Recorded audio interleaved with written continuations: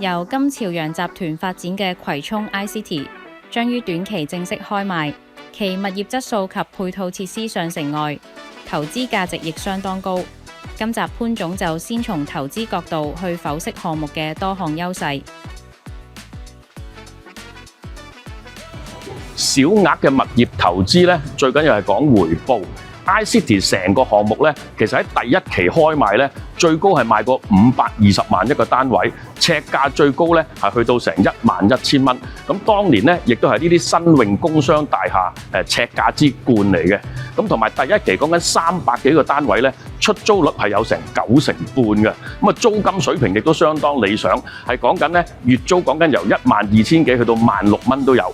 尺價水平咧，由27-8蚊去到成35蚊，咁啊真係供樓都平過交租。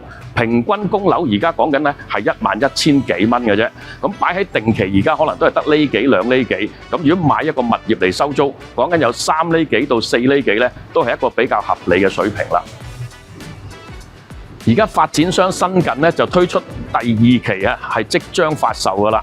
咁如果以第二期嘅單位咧，有唔少係連租約出售嘅，即係話大家可以即買即收租。如果按而家租金嘅回報嚟計咧，係講緊有3厘幾至到4厘幾嘅水平嘅。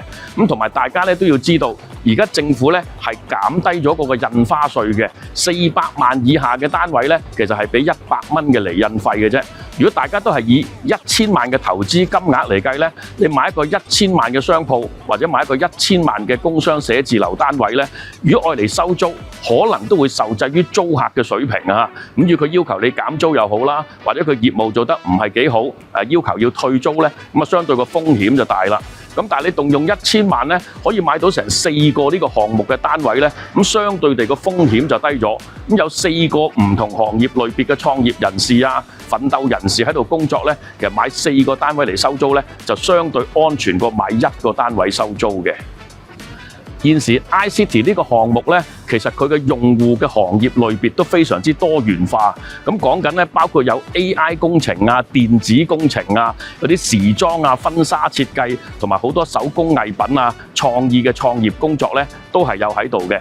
咁咩人士會捧場比較多咧？咁原來較為多咧，都係啲人才啊、專才啊、新香港人咁啦。咁同埋有唔少咧，都係新世代嘅一啲大學生，同埋咧係好多網紅 KOL 咧，都喜歡係用呢個地點嘅。呢個項目點解咁受人才、專才同埋新香港人歡迎呢？咁同大家分享一個案例啊。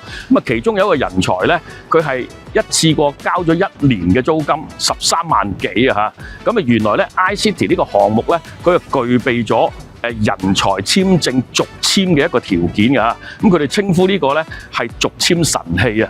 咁原來 iCity 嘅單位咧可以提供好多方便啊！咁啊，其中咧可以掛獨立嘅門牌啦，可以掛水牌啦，有獨立電錶啦，咁亦都有獨立郵箱打埋嚟印咧，就最方便佢哋去續約㗎嚇。截至到今年嘅1月咧，咁香港抵港嘅人才已經有成27萬嘅人士㗎啦。咁如果根據呢個年份咧，咁大部分都需要續約嘅啊。咁呢個地方正正就提供咗一個好嘅條件啦。